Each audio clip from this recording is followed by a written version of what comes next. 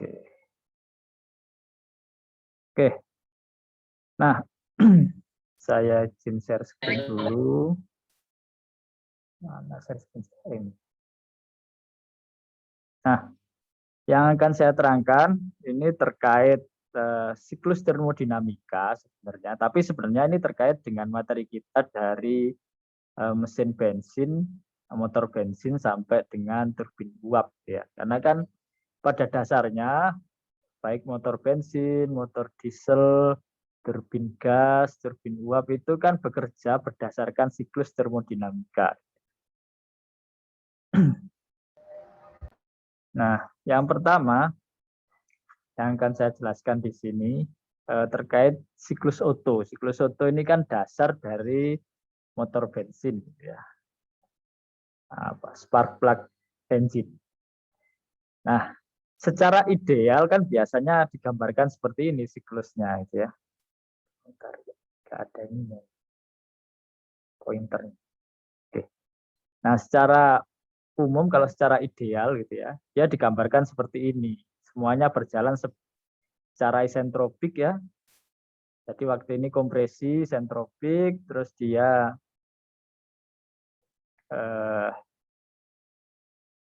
terus ada pembakaran gitu ya. Terus ada ekspansi, terus ada pembuangan atau exhaust gitu ya. Jadi kalau waktu pembakaran ada panas masuk, waktu exhaust ada panas keluar. Tapi secara aktual sebenarnya bentuknya seperti ini gitu ya. Jadi nggak sesederhana ini enggak gitu, secara aktual. Jadi ada fase intake. Jadi dia ketika intake itu konstan gitu ya tekanannya. Terus mulai dia masuk ke fase kompresi. Nah, nanti ada pada saat pembakaran itu sebenarnya dia di titik ini fase mulai ignition. Jadi ignition itu ketika businya menyala.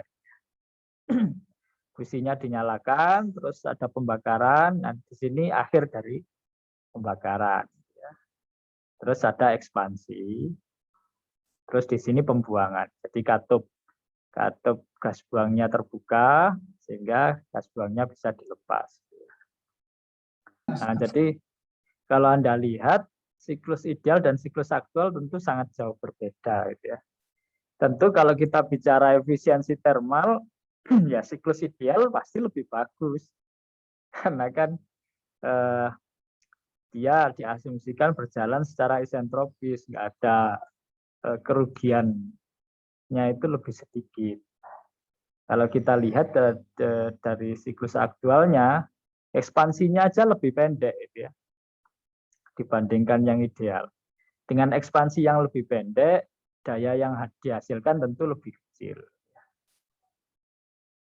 Nah, seperti itu. Itu kondisi aktualnya itu seperti itu. Nah, itu perbedaan utama. Jadi, bagaimana nanti Anda membandingkan antara siklus ideal dengan siklus aktual. Itu yang harus diperhatikan.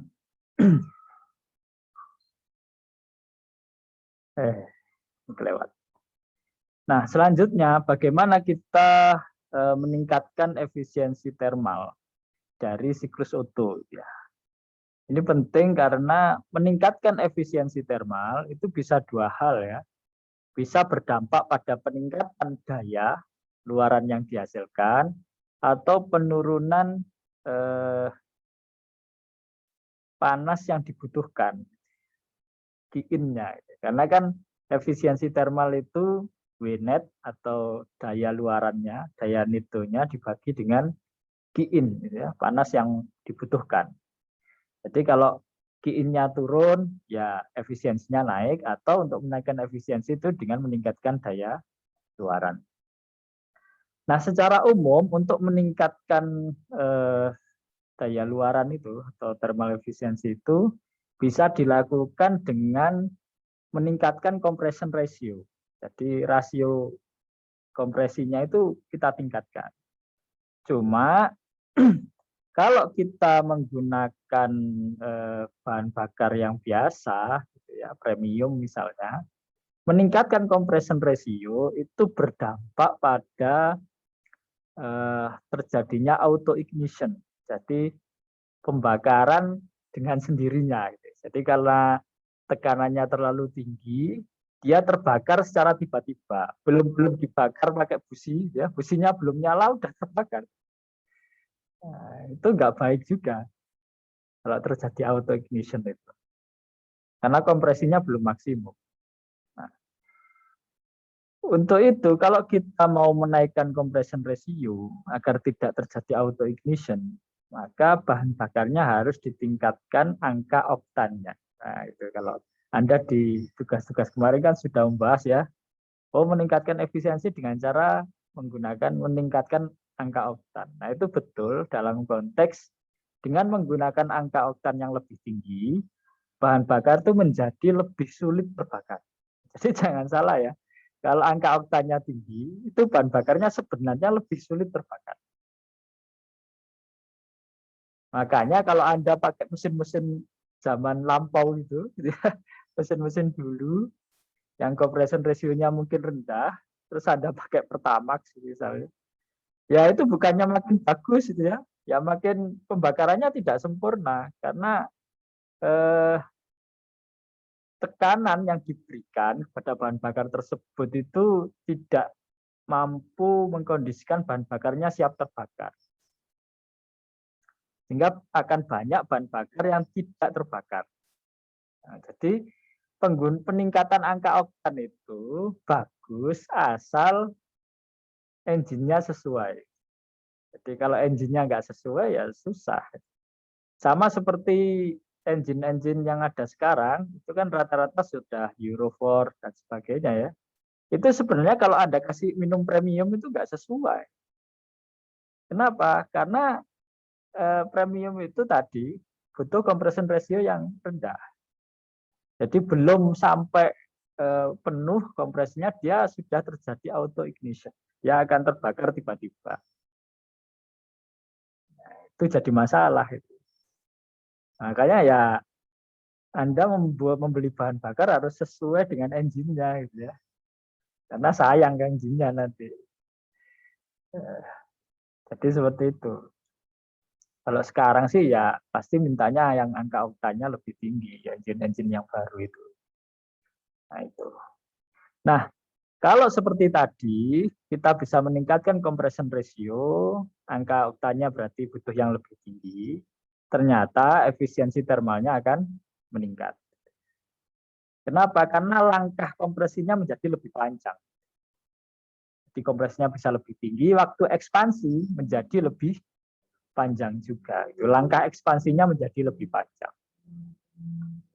Sehingga daya luarannya juga menjadi lebih tinggi. Nah ini kalau ini perbandingan ya antara efisiensi akibat berbagai macam gas. Ya. Yang umum dipakai tentu udara ya, karena kan campuran dalam ruang bakar itu sebenarnya sebagian besar udara, bukan bahan bakarnya. Jadi udaranya harus lebih banyak dari bahan bakar. Bahan bakar ini yang ini ya etana ya, contohnya. Kalau gas monoatomik itu seperti argon gitu ya, gas-gas mulia, gitu ya. Helium, ya memang lebih tinggi, tapi kan itu lebih panas sehingga engine-nya ya nggak bisa pakai engine yang biasa. Gitu. Dan lagian gasnya mahal. Jadi yang acuan kita udara. Disinilah menjadi sebab kenapa auto ignition itu nggak bagus, kenapa pembakaran tidak sempurna itu juga tidak bagus. Auto ignition itu menyebabkan adanya pembakaran lebih awal, sehingga terjadi akan menghasilkan CO2 sebelum katup gas buangnya terbuka. Akibatnya ketika si businya nanti menyala dan terjadi pembakaran lagi, gitu ya. Itu yang dibakar bukan udara saja dengan campuran bahan bakar ya, tapi sudah udara campur CO2. Sehingga ya nanti efisiensinya antara ini gitu ya, turun gitu dari yang seharusnya. Kalau yang 1,4 kan sekian, karena dicampur dengan CO2 ya di bawahnya. Begitu juga kalau tadi bahan bakarnya tidak terbakar sempurna, itu juga jelek sekali gitu ya. Karena saat terjadi pembakaran itu dia ada di sini gitu ya. Jadi etana ini sehingga ya lebih turun lagi. Itulah mengapa tadi harus disesuaikan. Jadi secara umum memang meningkatkan efisiensi bisa dengan meningkatkan angka oktan, tapi harus disesuaikan dengan jenis engine-nya. Jadi engine-nya harus sesuai karena compression ratio-nya harus sesuai. Nah, selanjutnya siklus diesel. Nah, sama sebenarnya ya. Jadi diesel itu bedanya kan di sini ya. Saat pembakaran dia berlangsung pada tekanan konstan. Maksudnya apa? Dia pembakarannya itu melalui kompresi. Jadi akibat adanya tekanan. Jadi kalau siklus diesel itu pakai auto ignition memang gitu ya. Jadi nggak ada businya. Jadi kalau siklus Otto itu auto ignition tuh nggak boleh. Kalau siklus diesel ya auto ignition boleh ya. Karena memang auto, tujuannya kan auto. Tentu harus pada saat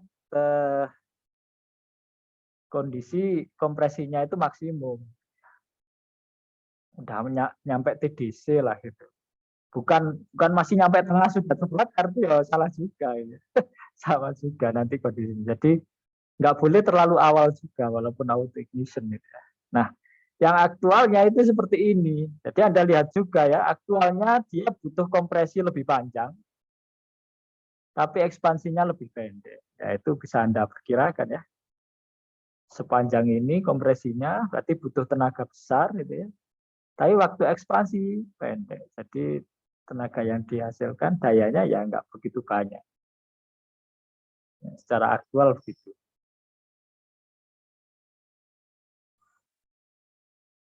Dan secara aktual ya ini nggak ada ya, nggak konstan ini.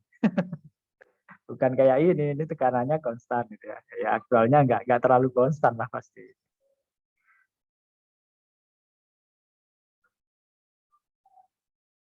Nah, sama sebenarnya dengan siklus Otto untuk meningkatkan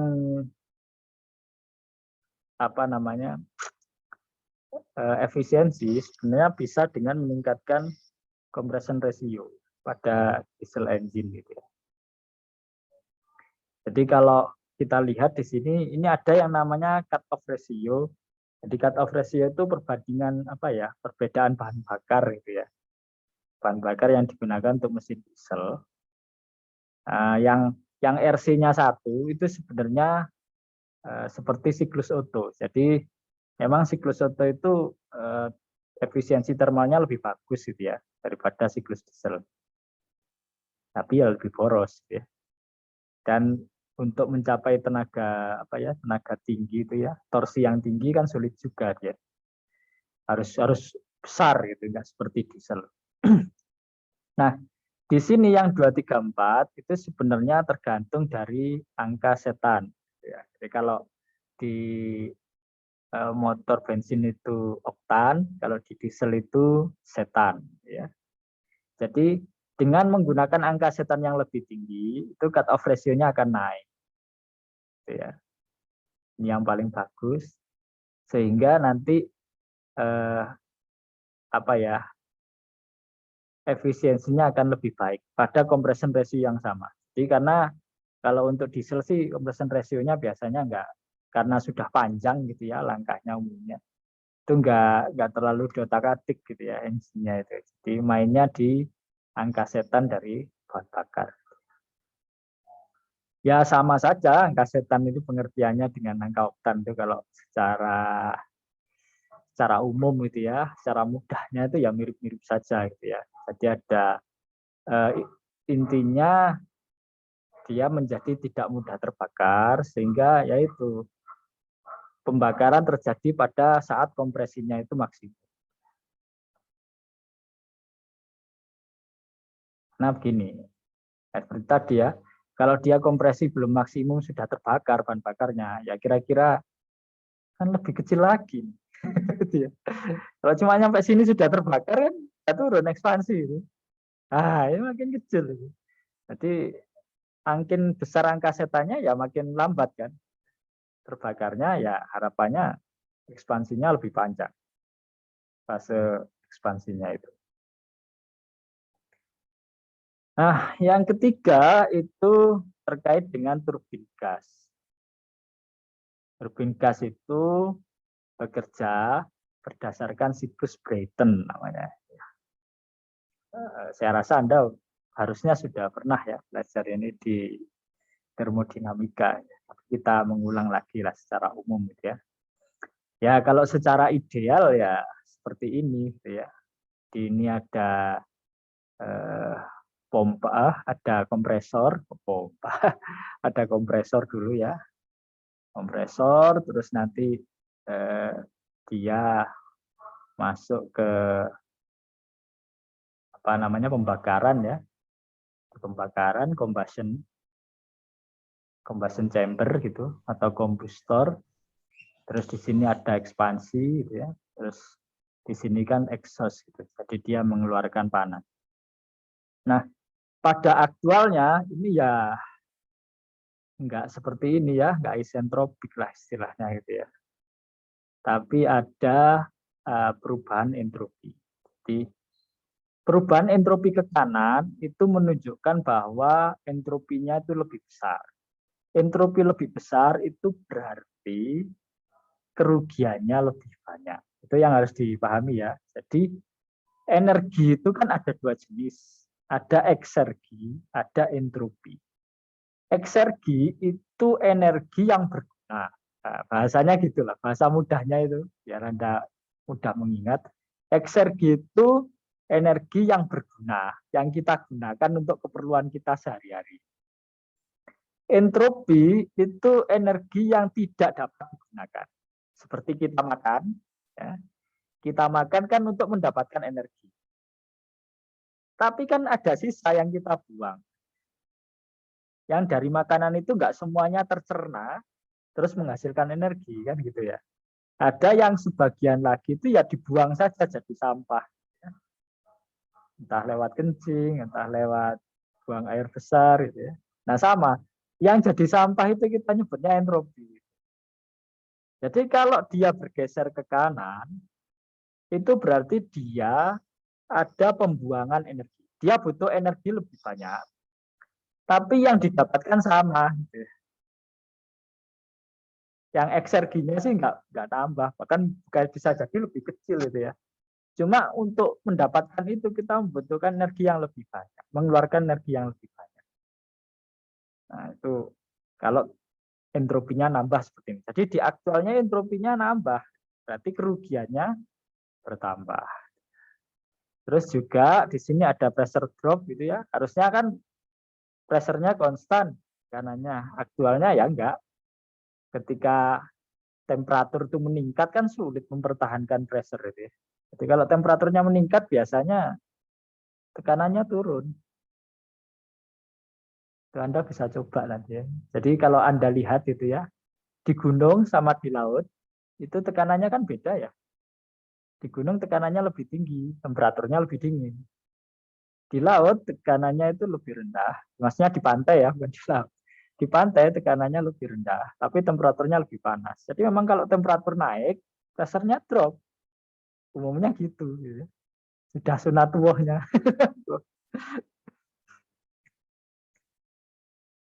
Nah, ini waktu dia ekspansi juga ada entropi gitu ya. Ada pertambahan entropi yang A ini, yang aktual gitu ya.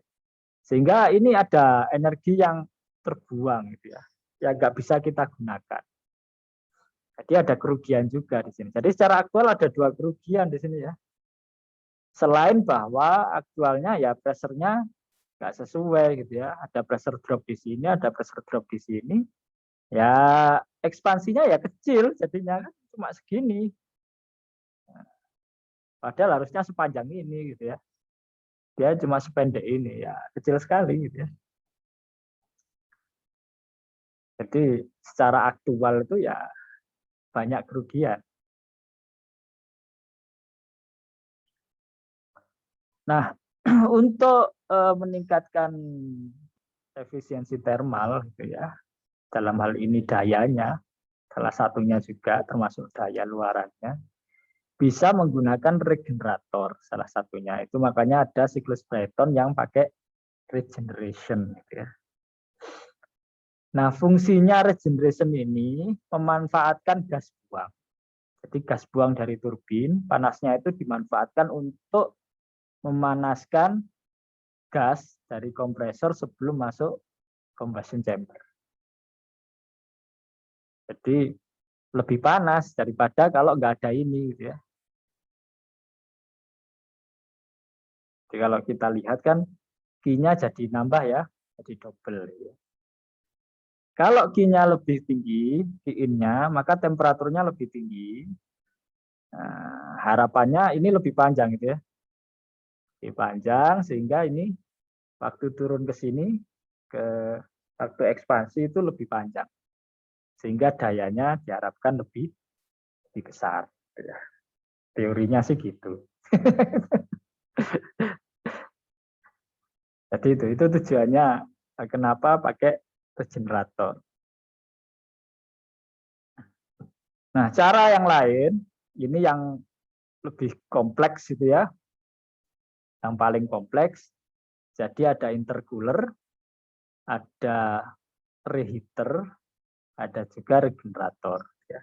Kalau regenerator tadi kan sudah fungsinya ya untuk menambah Q-in, reheater juga untuk menambah Q-in. Jadi kalau kita pakai reheater biasanya turbinnya dua gitu ya. Jadi ada yang ini namanya high pressure turbin. Jadi turbin tekanan tinggi, di sini low pressure turbin tekanan rendah. Jadi ada turbin tekanan tinggi, ada turbin tekanan rendah. Nah, ini daya keluarannya. Ya di sini sehingga karena turbinnya dua, ya hasilnya lebih besar, ya, dayanya lebih besar. Itu harapannya. Ya. Generator fungsinya sama. Nah intercooler ini tujuannya itu menurunkan temperatur saat kompresi. Seperti yang saya jelaskan tadi ya. Kalau kompresi itu berlangsung pada temperatur yang tinggi, ya kan sulit naiknya.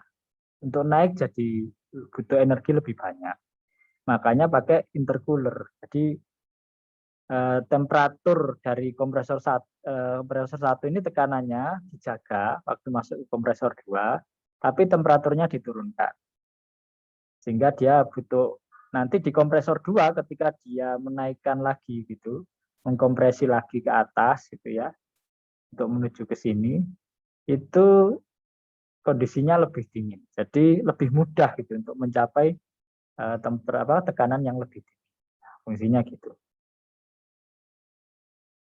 Nah, kalau rumusnya Anda bisa pelajari di termodinamika ya.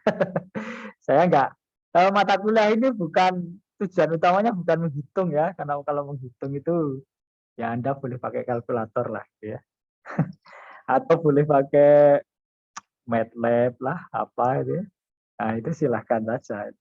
Tapi bukan itu, tapi pemahaman dulu lah. Yang penting harapannya gini, kalau nanti misalnya Anda ngerjakan riset atau TA yang terkait dengan ini, Anda paham.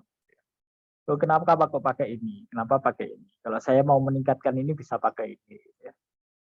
Itu yang diharapkan sebenarnya lebih ke arah sana. Jadi pemahaman itu yang dikejar. Bukan cara ngitungnya. Kalau cara ngitung itu ya, kalau pas Anda butuh kan pasti Anda hitung. Anda pas butuh untuk skripsi kan Anda hitung pasti. Oke, yang terakhir yaitu turbin uap. Jadi turbin uap itu bekerja berdasarkan siklus Rankine. Jadi kalau turbin gas pakai siklus Brayton, kalau turbin uap pakai siklus Rankine. Ya. Nah, kalau Anda lihat itu diagram TS-nya beda ya. Dia pakai kubah. Nah, ini kalau ini hanya di uap yang kayak gini. Jadi maksudnya kubah ini, kalau mungkin Anda lupa waktu termo itu, di sini fasenya fase cair, liquid. Di sini fase campuran. Jadi sebagian cair, sebagian sudah jadi gas, sudah jadi uap. Dicampur di sini, mixing, mixture. Cuma dari sini ke sini itu fraksi cairnya makin menurun, fraksi gasnya makin meningkat. Jadi kalau di sini 100% cair, di sini pojokan sini 0% cair. Nah, jadi yang garis ini itu batas 100% cair, yang sebelah sini adalah batas 100% gas atau 100% uap. Nah, kalau yang ke atas-atas itu masalah temperatur aja ya. Di temperatur ini entropi. Nah, 1-2 ini pompa ya. Jadi pompanya nekan gitu ya. Terus kan dia ke boiler. Ini dipanaskan di boiler. Terus dia ekspansi gitu ya di turbin. Ini kerja turbinnya. Terus ini kondenser gitu ya. Masuk ke kondensornya untuk mengeluarkan panas. Nah, aktualnya sama seperti yang tadi, aktualnya ada entropi gitu ya. Jadi ada kerugian baik di pompa maupun di turbin.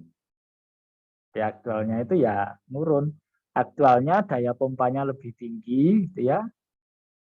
Daya turbinnya lebih rendah. Sehingga kan biasanya W net pergi in gitu ya. W netnya kan WT, W turbinnya dikurangi W pompanya. Jadi kalau W pompanya makin besar, W turbinnya makin kecil, daya luarannya lebih kecil. Otomatis gitu. Otomatis secara aktual ya efisiensinya lebih rendah. Karena ada kerugian itu tadi.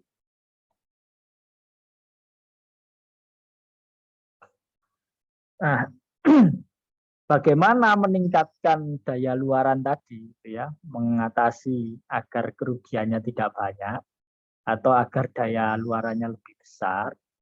Itu yang pertama kita bisa pakai reheater. Tujuannya apa reheater? Jadi tujuannya untuk meningkatkan panas. Jadi meningkatkan temperatur atau menggeser fase uapnya, gitu ya, agar lebih superheated. Ya. Bisa jadi dia belum superheated, dia jadi lebih superheated. Jadi biar geser ke kanan. Sehingga nanti apa namanya di bagian yang luarnya sini itu fraksi uapnya lebih besar. Ini penting agar apa ya? Kalau fraksi uapnya itu ketika dia ekspansi belum sempurna itu sudah banyak cair kayak ini misalnya saya masukkan gini kan cairnya udah nyampe sini udah mulai cair gitu ya. Itu merusak turbin. Kan turbin itu nggak boleh ada water hammer istilahnya itu. Turbin uap itu nggak boleh kena water hammer. Nah, water hammer itu muncul ketika ada cairan dalam turbin. Jadi cairan yang kita jadikan uap itu belum sempurna, gitu ya. Belum sempurna jadi uap, sudah mencair duluan, gitu ya. Masih di dalam turbin, sehingga nanti ada water hammer, turbinnya cepat rusak. Selain itu ekspansinya jadi makin sulit. Jadi kalau sudah masuk fase cair, gitu ya, itu nanti ekspansinya udah nggak maksimal. Nah, seperti itu. Kalau ini kan dengan kita geser, kita lakukan reheating, nanti cuma di ya sebagian kecil saja lah. Kalau lihat titiknya itu dia bagian kecil saja yang nanti masuk fase cair. Toh aktualnya nanti geser ini pasti, geser ke sini. Jadi aktualnya nggak ada cairan ya, ketika ekspansi. Jadi itu penting juga untuk menjaga turbinnya tetap bagus selain meningkatkan daya luaran.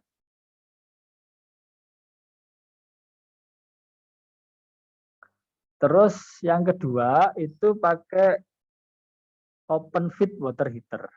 Jadi bukan pakai reheat, Jadi kalau tadi itu kan pakai reheater ya, memanfaatkan gas buang. Gas buangnya itu dimasukkan ke boiler gitu ya. Dilewatkan ke boiler sehingga mendapatkan panas lagi. Nah, efeknya sih boilernya kerjanya double gitu ya. Kalau ini enggak, kalau ini beda. Jadi gas buang dari turbin itu dialirkan ke open feed water heater. Jadi digunakan untuk memanaskan air yang keluar dari pompa 1 agar ini stepnya naik gitu ya. Jadi kalau ini kita dorong langsung kan, ini kan kerjanya pompa terbatas gitu ya. Kalau dia cuma 1 pompanya paling kan nyampe sini gitu ya. Ini didorong tinggi-tinggi nggak bisa, paling cuma segini. Tapi dengan 2 pompa ini, dia tekanannya bisa lebih tinggi, temperaturnya bisa lebih tinggi, apalagi ditambah sama ini ya, panas dari gas buang, sehingga nanti dia lebih tinggi fasenya itu sebelum ekspansi. Jadi waktu masuk ke boiler, ditambah kerja boiler gitu ya, untuk memanaskan bisa lebih panas lagi. Nah itu bagus. Jadi kalau makin panas di turbin ya bagus. Nanti fase ekspansinya lebih panjang. Itu pentingnya di situ.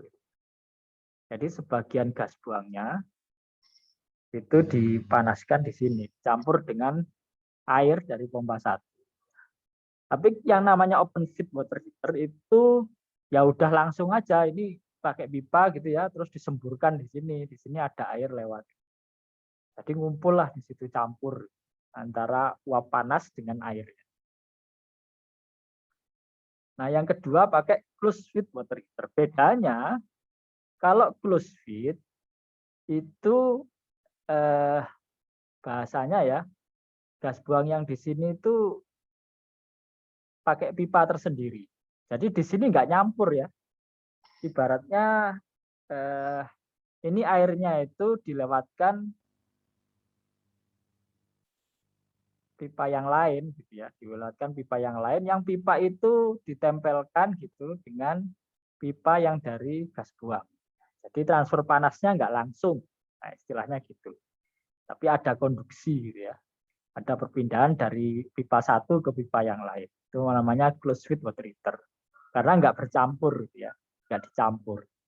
Sehingga yang nanti dari sini itu ke pompa 2, yang ini itu ke mixing chamber. Nanti dicampurnya di sini, di mixing chamber sebelum masuk ke boiler. Bedanya sih itu saja sih secara ini ya. Jadi nggak ya apa ya, tidak ada perbedaan lah gitu ya. Nah, konsekuensinya mirip sih dengan yang tadi. Oke, itu saja yang bisa saya sampaikan ya untuk hari ini. Ada pertanyaan?